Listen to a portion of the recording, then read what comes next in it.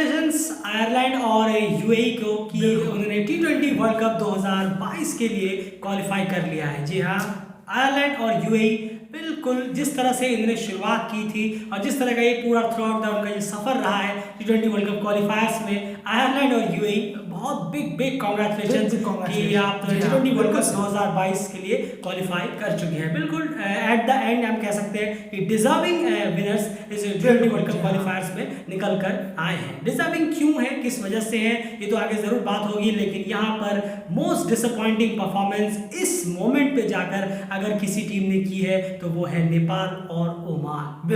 दोनों का बैटिंग जो डिपार्टमेंट है वो आज पूरी तरह से सही, बहुत ही गलत वक्त पे, उनके हिसाब से बहुत ही गलत वक्त पे एक्सपोज होता हुआ नजर आया है और दोनों ने ही लगभग सेम तरह की बैटिंग की है और पूरी की पूरी टीम 105 प्लस के स्कोर पे, कोई 107 कोई 108 ऑल आउट हो गई आयरलैंड और यूएई के सामने।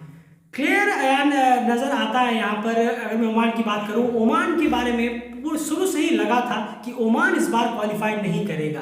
ये डेफिनेटली लग रहा था कि ओमान के लिए क्वालिफाई करना कहीं ना कहीं बहुत मुश्किल हो जाएगा, क्योंकि क्वार्टर सीरीज में भी उनकी बैटिंग परफॉर्मेंस डिजास्टर थी और उसके बाद भी हमने उसके बाद जो T20 वर्ल्ड कप क्वालिफायर हुए वहाँ पर भी नेपाल के खिलाफ खस्ता हालत थी उनकी बैटिंग, जबकि वो 100 कुछ थोड़े बहुत रन भी वो चेज नहीं कर पाए थे। बैटिंग बहुत ही ज्यादा हॉरेबल रही है और एट द एंड ओमान की हार अगर हुई है तो वो बैटिंग की वजह से ही यहाँ पर हुई। वहीं दूसरी तरफ अगर मैं देखूं नेपाल की मैं बात करूं, सिंपल सी बात है, आप हर बार बॉलर्स के ऊपर ये नहीं डाल सकते कि बॉलर्स हमें मैच जिताएं। जी हाँ, ये बहुत सिंपल सा इक्वेशन है। आपने अपनी टीम में जो बैटर्स भर रखे हैं, 7-8 जो बैट्समैन भर रखे हैं, वो किस काम के हैं? हर बार आपको बॉलर्स मैच जिता के नहीं दे सकते। क्या है आपका पहला रिएक्शन ओमान और नेपाल की हार की सबसे इंपॉर्टेंट वजह, और आपका रिएक्शन क्या है? बिल्कुल देखिए, सबसे पहले तो यही है कि सबसे पहले तो कॉन्ग्रेचुलेशन, कहीं ना कहीं बहुत बेहतरीन क्रिकेट खेला आयरलैंड और यूएई ने।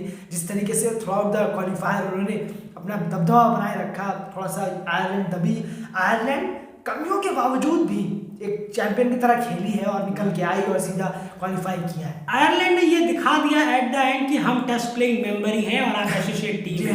ये उन्होंने दिखा दिया। जो ये कहते हैं कि आयरलैंड लगती नहीं है टेस्ट प्लेइंग नेशन है या फिर आयरलैंड इतनी भी बड़ी टीम नहीं है, ये उनके मुंह पे तमाचा है। जो ये कहते हैं कि आयरलैंड ने खुद के अपने इस परफॉर्मेंस से दिखा दिया कि हम फुल मेंबर हैं, हम कमियों के बावजूद भी परफॉर्मेंस करके वर्ल्ड कप खेल सकते हैं। बिल्कुल सही। और ओमान नेपाल के लिए अभी बहुत ज़्यादा काम करना है, फिर से रिपीट चालू हो गया है, कहीं ना कहीं बहुत काम है ओमान के लिए। तो मैं मानता हूँ, चलिए कोई बात नहीं, अब 2 बार क्वालिफाई किए हैं और पहले भी ये चीज़ कही थी, हो जाती है, कहीं ना कहीं कुछ गलतियां हो जाती हैं, तो उन गलतियों से सीख के आप फिर से क्वालिफाई करने के लिए ज़रूर सोचेंगे। लेकिन नेपाल के लिए सामने परोसी हुई चीजें, आप खुद अपनी चीजों में गलतियां करके खुद के हाथों से आपने एक बहुत ही बेहतरीन मौका गवा दिया। पहले से ही जो चीज बहुत ज्यादा आपने खराब करके रखी हुई थी, बात करें शुरू से लेकर अब यहाँ पर, ये मैं नहीं कहूंगा कि उस चीज को ब्लेम दे दो, उस चीज को ब्लेम दे दो, बिल्कुल नहीं। यहाँ ब्लेम गेम छोड़ दीजिए।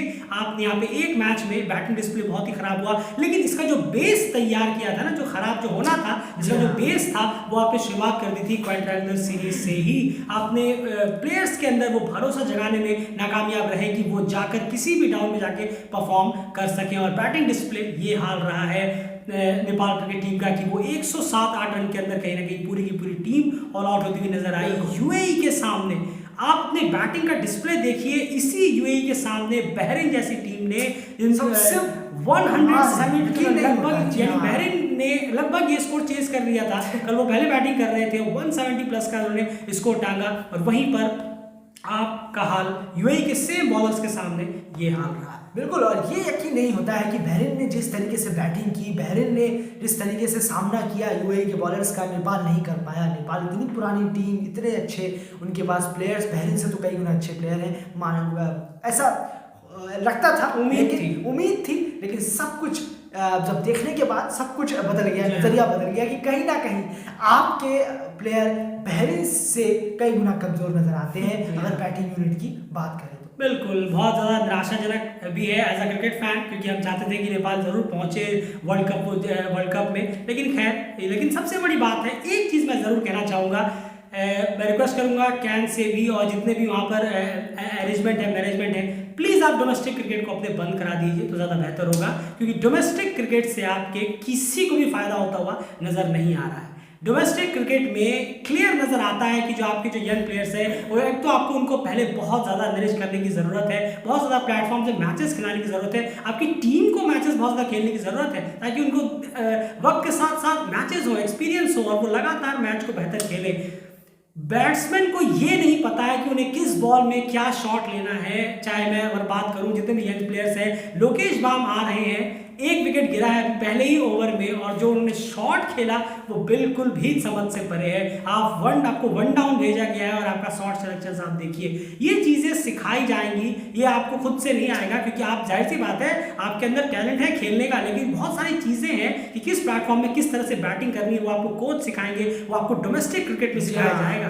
इसका मतलब डोमेस्टिक क्रिकेट क्या इतना वीक है कि आप डोमेस्टिक क्रिकेट में तो फास्टेस्ट 50 मार रहे हैं और यहाँ पर आकर ये हाल हो रहा है। डोमेस्टिक क्रिकेट में आपने पता नहीं कितने कितने बड़े झंडे गाड़ रखे हैं, लेकिन यहाँ पर आकर पूरी तरह से फ्लॉप होते हुए नजर आते हैं वही बैट्समैन, वही सारे प्लेयर्स जो कहीं ना कहीं बहुत ज़्यादा हीरोइक इनिंग्स कहते हैं कि खेलते हैं डोमेस्टिक क्रिकेट। अगर ये डोमेस्टिक क्रिकेट का क्वालिटी है, हमने पहले भी कहा था पीएम कप देख के यार, हमने कहा था कि डोमेस्टिक क्रिकेट का जो आपकी क्वालिटी है वो डिजास्टर है, बहुत बड़ी बड़ी टीमों से भी डिजास्टर नजर आती है। क्या कहेंगे आप? बिल्कुल सही, और बहुत ज़्यादा समझ में आ रहा है। शॉट्स देख के मैं हैरान हूँ यंग प्लेयर्स के, कुशल मल्ला हो, विवेक यादव हो, उसके बाद और लोकेश बाम हो और जो भी हो। बिल्कुल, और ये समझ से परे है कि कहीं ना कहीं डोमेस्टिक में बहुत ज़्यादा काम करने की ज़रूरत है, डोमेस्टिक को सुधारने की ज़रूरत है, कहाँ कमी है, लेकिन ऐसा कुछ सुधरता हुआ नज़र नहीं आता।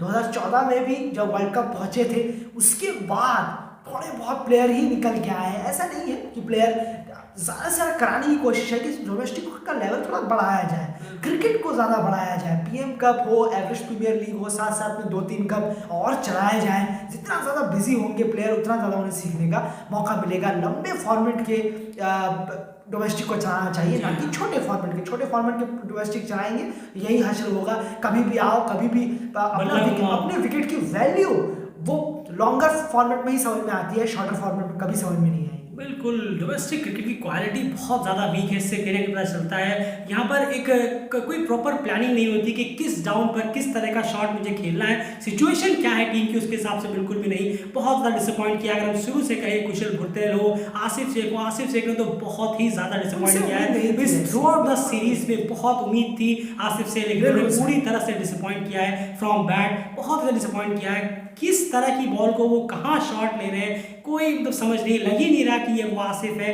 एक दो आपने इनिंग्स बेहतर खेली, उसके बाद फिर कहीं ना कहीं वही प्रॉब्लम नजर आ रही है जो बाकी बैट्समैन में नजर आती है। घुमा फिरा के अगर बात करें तो फिर से वही दीपेंद्र सिंह यानी के बल्ले से कुछ रन निकले और पूरी की पूरी टीम हो गई। ज्ञानेंद्र मल्ला बहुत ही पुअर परफॉर्मेंस। जी हाँ, आप इतने बड़े प्लेयर थे, इतने सीनियर प्लेयर्स थे, आज इससे बेहतर और क्या प्लेटफॉर्म होता, क्या मौका होता, लेकिन आज भी आपने बहुत ज़्यादा निराश किया। एक 6 आने के बावजूद भी दोबारा से वही शॉट्स खेलना, रिक्वायर्ड मिनट बढ़ता है, बढ़ने दीजिए। आपका गेम आपको पता है कि इस तरह के मैचेस को किस तरह से निकालना होता है। इस तरह के मैचेस में आपको ये, जी हाँ, इस तरह के मैचेस में ये नहीं कि आपको लगातार 4-5 छक्के मार देने हैं, ऐसा नहीं। आपने एक छक्का मारा, उसके बाद आप स्ट्राइक रोटेट तो करिए, उसके बाद दीपेंद्र को मौका दीजिए, वो क्या पता एक शॉट्स निकाल दें। ये छोटी छोटी चीज़ें हैं जो बहुत ज़्यादा गलतियाँ और खामियाँ यहाँ पर की गई है।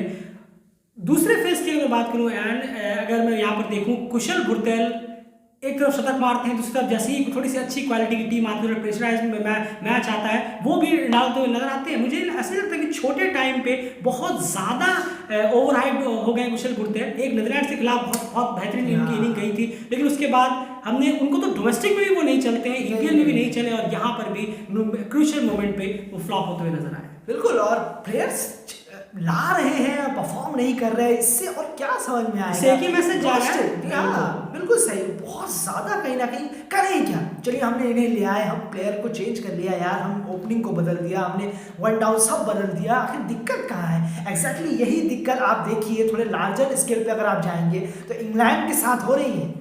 अगर आप थोड़ा सा अगर अपने अभी इस बात को थोड़ा साइड रखिए, अभी आप इंग्लैंड की टेस्ट स्क्वाड को देखिए, रूट थक गए हैं, रूट के मुंह से ये निकल गया कि आखिर हम ले किसे? बिल्कुल कुछ वही हालत है। काउंटी में 1,500 रन मारने वाले को हमने तो टीम में लिया हुआ है, अब हम क्या करें? तो इससे यही समझ में आता है कि काउंटी वहाँ का कितना बेकार हो गया है और रूट ने ये माना भी है। बिल्कुल। और यही ही हाल नेपाल का है। अगर तो अब इसको हम रियलिटी में ले आते हैं, आपके रियलिटी में ले आते हैं कि चलिए अब डोमेस्टिक को ब्लेम देना शुरू करिए। बहुत ज़्यादा डोमेस्टिक स्ट्रॉन्ग करने की ज़रूरत है कहीं ना कहीं। देखिए इस क्वालिफायर से पहले ठीक ओमान ने D20 लेके आए थे, वो कोशिश कर रहे हैं कहीं ना कहीं कि अपने स्ट्रक्चर को बढ़ाया जाए। यूएई कैसे कोशिश करता है, हर टाइम कोई टूर्नामेंट नया लेके आता है। इसी तरीके आयरलैंड में कितने टूर्नामेंट होते हैं ऐसे, लेकिन नेपाल में कितने होते हैं? 2 या 3 या 1, कभी कभार तो 1 ही होता है। और अगर होता भी है तो उसकी क्वालिटी बहुत ही ज्यादा पुअर है। ना उनके पास प्रॉपर पिचेस है, ना स्टेडियम्स है। कहीं ना कहीं प्रैक्टिस के लिए भी बहुत ज्यादा शॉर्ट आउट होती है। मैचेस आप बहुत खेलते हैं। तो एक सिंपल सी बात है, आप इतना बड़ा T20 वर्ल्ड कप क्वालिफायर खेलने जा रहे हैं। जैसे कि हमने पहले ही कहा था, पहले एक चीज हमने और कही थी यार कि पीएम कप के बाद एक घर में ही एक होम सीरीज जरूर होनी चाहिए थी ओमान जाने से पहले। ये हमने दिल क्रिकेट ने बहुत पहले कहा था पीएम कप से पहले, लेकिन वहां पर भी कोई सीरीज नहीं हुई। उससे एक अच्छा टेस्ट हो पाता कि आपके ये प्लेयर्स कितने और तैयार हैं, उनको और ज्यादा मैचेस मिल जाते। वहां पर भी वो चीज नहीं हुई। उसके बाद आप डायरेक्ट ओमान चले गए। ओमान के क्वाड्रेंगुलर सीरीज शुरू होने से पहले हमने कहा था कि शुरू की जो मैचेस हैं, खास करके जो 2 मैचेस होंगे शुरू के, आप इस 3 मैचेस को जीतने की मत सोचिए। आप सीधे स्ट्रिक्टली इस मैच को प्रिपरेशन के तौर पर लीजिए और अपने जो यंग प्लेयर्स लेके आए हैं उनको पूरी तरह से भर दीजिए। दीपेंद्र मल्ला, माफ कीजिएगा, दीपेंद्र सिंह एरी, ज्ञानेंद्र मल्ला, आसिफ शेख हो, कुशल बुरतेल हो, और अगर नीचे की आरिफ शेख हो, इनको इतनी प्रैक्टिस की जरूरत नहीं है। इतने ये काफी क्रिकेट फिर भी खेले हुए हैं। यहाँ पर आपको लोकेश बाम, कुशल मल्ला, प्रदीप एरी, विवेक यादव, इन लोगों को भर देना चाहिए था। क्या होता, ज्यादा बाहर जाते तो आपने वैसे कौन से मैच जीत लिया आपने? वैसे आपने क्या जीत लिया क्वाड्रेंगुलर सीरीज में? कुछ भी नहीं हुआ। यूएई से भी आप हारे और आयरलैंड से भी आपको शिकस्त मिली।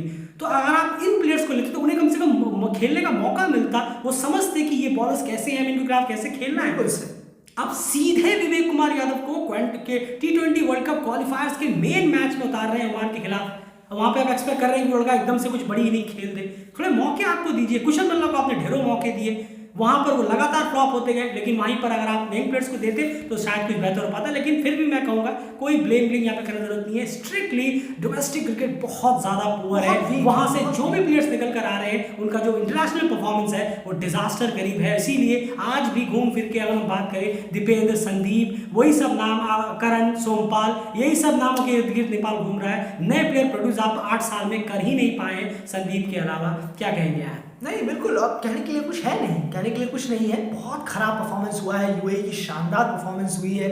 8 साल बाद यूएई ने जिस तरीके से बेहतरीन अपने क्रिकेट को बदल के रख दिया है। यूएई इस क्रिकेट के लिए नहीं जाना जाता था जो आज क्रिकेट यूएई खेल रहा है। बिल्कुल, उनको विकेट गिर रहे हैं, 1 विकेट 2 विकेट, लेकिन मारना कम नहीं हो रहा। 170 पहुंच गए आखिरकार। जो हमने कहा था दिल्ली क्रिकेट ने, वही उन्होंने करके दिखा दिया। बड़ा स्कोर रख दिया उन्होंने नेपाल के सामने। हेड्स ऑफ है वृत्ति अरविंद हो, मोहम्मद वसीम हो, पूरे यूएई टीम को कि उन्होंने जिस तरीके से अपने 2014-15 जो 15 वाला का जो वर्ल्ड कप था, मैं ओडीआई वर्ल्ड कप की बात कर रहा हूँ, उस माइंडसेट को भुला के अब नए जमाने में नए तरीके से माइंडसेट लेके आए हैं जो पबडू सर अभी भी नहीं अपना पा रहे हैं। कहीं ना कहीं वो उन्होंने अपना लिया। सर आप क्यों नहीं समझ रहे हैं? इसके हमने पहले ही कहा कि ये 2014 नहीं, ये 2022 है। यहाँ क्रिकेट बहुत अलग होगा। आप कितने भी कुछ कर ले, ये सब चीज़ें नहीं चलने वाली। आपको बहुत ज़्यादा बोल्ड होना पड़ेगा, बहुत ज़्यादा एग्रेसिव होना पड़ेगा। हर मोमेंट पे, हर सिचुएशन पे आपको एग्रेसिव होना पड़ेगा। वहीं पर देखिए आप यूएई के 1 विकेट गिर गए, उनका भी 1 विकेट गिर गया 4-5 रन पे, लेकिन उनकी फिर दूसरी तरफ से धुनाई देखिए, उनका एग्रेशन देखिए आप उनके प्लेयर्स के अंदर। दूसरी तरफ आपका देखिए कैचेस छूटे हैं, फील्डिंग कुछ मिस हुई है। शुरू में कैचेस भी छूटे हैं। ज्ञानेंद्र मल्ला ने कैच छोड़ा, मेरे ख्याल से दीपेंद्र सिंह की बॉल पे, संदीप लामिछाने की बॉल पे कैच छूटा, कुछ ओवरथ्रोस हुए, वो भी खैर अलग, वो चीज अलग है। लेकिन उससे पहले भी, और आपका 1 विकेट गिरा, आप देखिए धड़ाधड़ 2, 3, 4, 5 प्रेशर, मतलब पूरी की पूरी टीम पैकअप हो गई। क्योंकि यहाँ पर वो कैपेबल ही नहीं है, वो टैलेंट ही नहीं है उनके अंदर। वो उन्होंने डोमेस्टिक में खेला ही नहीं है। उन्हें लगता है जिस तरह से बैट घुमा रहे हैं सारे प्लेयर, ऐसा लगता है कि अरे ये हमारे गांव के घर के पीछे। ये डोमेस्टिक क्रिकेट की क्वालिटी है, वो वहीं पे हमें लगा था पीएम कप में कि बहुत पुअर है, और उसका कहीं ना कहीं एक्सपोजर यहाँ निकल के आया। ये एक्सपोजर बहुत पहले निकल आता अगर कनाडा फिलीपींस के ग्रुप में आप नहीं होते।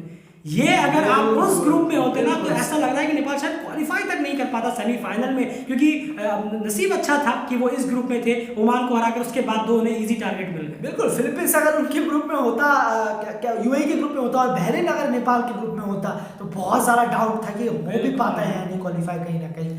बहुत ज़्यादा डिसअपॉइंट किया है यहाँ पर नेपाल की टीम की। अगर मैं बात करूँ, यही चीज़ें हैं, कोच से लेकर हो, कैप्टन से लेकर हो, कैप्टनसी कहीं ना कहीं मैं कहूँगा कि चलिए ठीक ठाक हुई है। यहाँ पर कैप्टनसी पर ज़्यादा दोष देने की ज़रूरत नहीं है कि ये नहीं थे तो ये हो गया, वो नहीं थे तो ये हो गया। ये बहुत बचकानी बातें हो जाएंगी अगर आप ये चीज़ें सोच रहे हैं, तो फिर ये बिल्कुल गलत सोच रहे हैं, क्योंकि ऐसा नहीं है कि कप्तान कोई वो होता तो ये हो जाता है, क्योंकि आप कप्तानी की वजह से हारे ही नहीं है। आपका बैटिंग डिस्प्ले बहुत डिजास्टर हुआ है। आप खुद रिपोर्ट कार्ड देख लीजिए, एक कनाडा के फिलीपींस के अलावा बैटिंग ऑर्डर में कुछ खास ऐसा हुआ नहीं है। 80 रन पे कनाडा का भी जो 80 रन आपने चेस किया वो तो खैर 80 रन था, बहुत आउट था। ओमान के खिलाफ आपकी बैटिंग का क्या हाल हुआ, आयरलैंड के खिलाफ आपकी बैटिंग का क्या हाल हुआ, यही सबसे बड़ी दिक्कत नजर आई है। क्योंकि हर बार आप ये नहीं कह सकते कि बॉलर्स ने बहुत रन दे दिए, हर बार आपको बॉलर्स जिताने के लिए नहीं होते, बॉलर्स भी जिताने के लिए होते हैं और बैट्समैन भी जिताने के लिए होते हैं। तो अगर आपने बैट्समैन 7-8 भर रखे और उन्हें अगर वो मैच नहीं जिता पाते कभी कभी क्रूशियल मोमेंट्स पे, तो इससे बड़ी डिसअपॉइंटमेंट और कुछ नहीं होगी।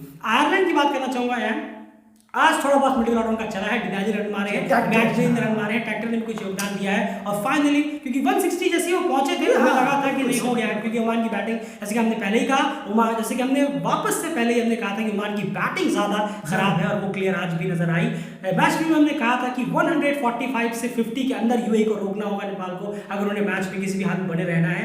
और लेकिन और यूएई का हमने कहा था कि उन्हें किसी भी हाल में 170 क्रॉस करना होगा, नेपाल परेशान नहीं होगा। रिजल्ट आपके सामने है, 145 to 50 के आसपास होता तो नेपाल इस टारगेट को आसानी से चेस कर सकता था। ये मत सोचिए कि 107 पे ऑल आउट हो गए तो कैसे चेस करता, बिल्कुल नहीं। माइंडसेट का बात होता है, खतरनाक होता है। माइंडसेट चीज ही ऐसी होती है। 145 होता तो कोई इतने रिस्क नहीं लेता, ज्ञानेंद्र दीपेंद्र सब आराम से सिंगल से खेल के इस मैच को निकाल के ले जाते, यही होता है। लेकिन फिर भी बैटिंग डिस्प्ले हॉरिबल आज रहा है। लेकिन अनफॉर्चुनेट नेपाल इस T20 वर्ल्ड कप 2022 में आपको खेलता हुआ नजर नहीं आएगा। थर्ड प्लेस के लिए ओमान वर्सेस नेपाल ये मैच जरूर होगा, उसमें देखना है कि थर्ड नंबर पर कौन सी टीम रहती है T20 वर्ल्ड कप क्वालिफायर में। अब जी हाँ बिल्कुल, देखिए एक बात मैं बस थोड़ा सा बोलूंगा जाते आगे छोटी सी, कि छोटा करने की जरूरत नहीं है दिल कहीं ना कहीं। मैं जानता हूँ बहुत बुरा लगेगा, बहुत ज़्यादा बुरा लगता है कहीं ना कहीं। मुझे याद है 2016 में जब थोड़ा सा हट के यहाँ बता रहा हूँ, जब रोनाल्डो से गोल नहीं हुआ था यूरो कप में 2016 में, तो मैं रो गया था। जी हाँ, मैं रो गया था। मुझे रात का टाइम था, 1-1:30 बज रहे थे, मैं रो गया था और रोते हुए मैं सोया था उस दिन। मुझे मालूम है बहुत बुरा लगता है, लेकिन ओवरकम हुए।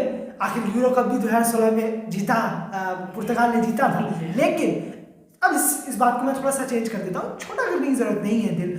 आपकी टीम बेहतर हो रही है, इस बात की खुशी मनाइए। ये मत बोलिए पीट कर कि अरे हम ये हो गया, उसकी वजह से हारे, इसकी वजह से हारे, ये की वजह से हारे, उसकी वजह से हारे। कुछ नहीं है, कुछ बेसिक्स चीज जो पुगड़ू सर नहीं समझ पाए हैं, जो कहीं ना कहीं डोमेस्टिक आपका स्ट्रक्चर है वो नहीं समझ पा रहा है। बेसिक चीजों की वजह से आप हारे हैं, किसी बड़ी चीज की वजह से नेपाल ये जो क्वालिफायर्स है वो नहीं हारा है। बस इतना जरूर अगर आपको बोलना भी है तो अपने कैन को बोलिए कि वो खूब सीरीज या डोमेस्टिक को इतना स्ट्रॉन्ग करे, क्रिकेट को कराए। ये मत बोलिएगा कि प्लेयर खराब है, ये ऐसा है, वो ऐसा है, अब खेलना नहीं आता, बॉलिंग करानी नहीं आती। सीधा कहिए डोमेस्टिक खराब है, जो स्ट्रक्चर हमारा है वो ठीक नहीं है।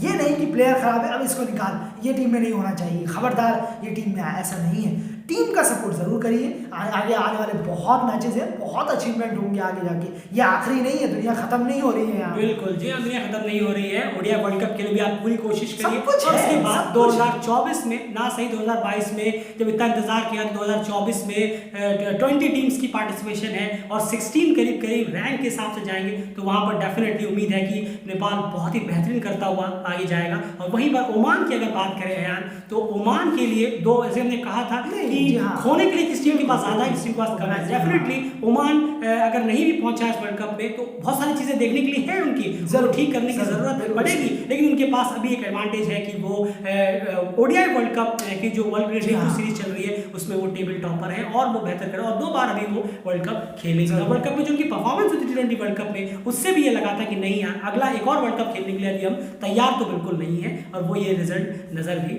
आता है। फिलहाल इस वीडियो में इतना ही, और दोबारा से कॉन्ग्रेचुलेशन आयरलैंड और यूएई को, क्योंकि आप फुल्ली डिजर्व है। इसके लिए आप इसी बार में अपने बारे में थोड़ी कम बात हुई है, क्योंकि जब आप जाहिर सी बात है आपने सब कुछ साबित करके वर्ल्ड कप के स्पॉट को कमा लिया है। अब ये देखना होगा, फाइनल होगा 24 तारीख को और उसमें ये पता चलेगा कि कौन किस ग्रुप में जाएगा। इसके लिए वो फाइनल मैच होना है, तो उस दिन आपको ये बता देंगे कि कौन किसके ग्रुप में जाएगा। एक ग्रुप श्रीलंका वाली है, एक ग्रुप वेस्ट इंडीज वाली है। राउंड 1 की मैं बात कर रहा हूँ T20 वर्ल्ड कप में। और नेपाल और ओमान, ऑल द बेस्ट आपके आगे के फ्यूचर्स के लिए। डेफिनेटली आप यहाँ पर सब कुछ खत्म नहीं होता, यही सब कुछ शुरू होता है अगर आप सही चीज को समझ जाए सही टाइम पे आते हुए। आपको वापस से खास करके मैं नेपाल के लिए कहना चाहूंगा, आप अपने डोमेस्टिक क्रिकेट को बेहतर करिए। आपकी डोमेस्टिक क्रिकेट की क्वालिटी इतनी खराब है कि आप इंटरनेशनल की बड़े लेवल पे जाकर कोई भी टूर्नामेंट नहीं जीत पाएंगे अगर इस तरह का डोमेस्टिक क्रिकेट आपके लेवल में रहा, भले आप कितने भी प्लेयर्स वहां से निकालते रहे। और फिर से वही आपको पुराने में नहीं, नए वेरिएशन के क्रिकेट में अपने आप को इन्वॉल्व करना होगा।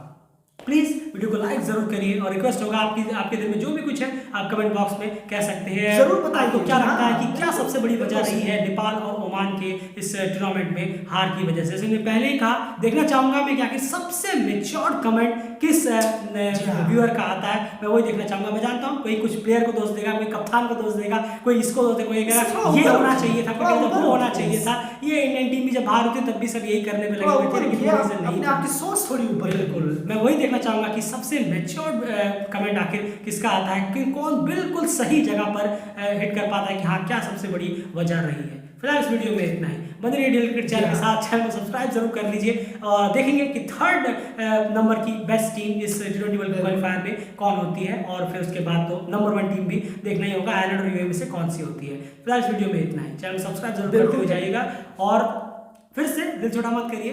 Good night, take care and bye.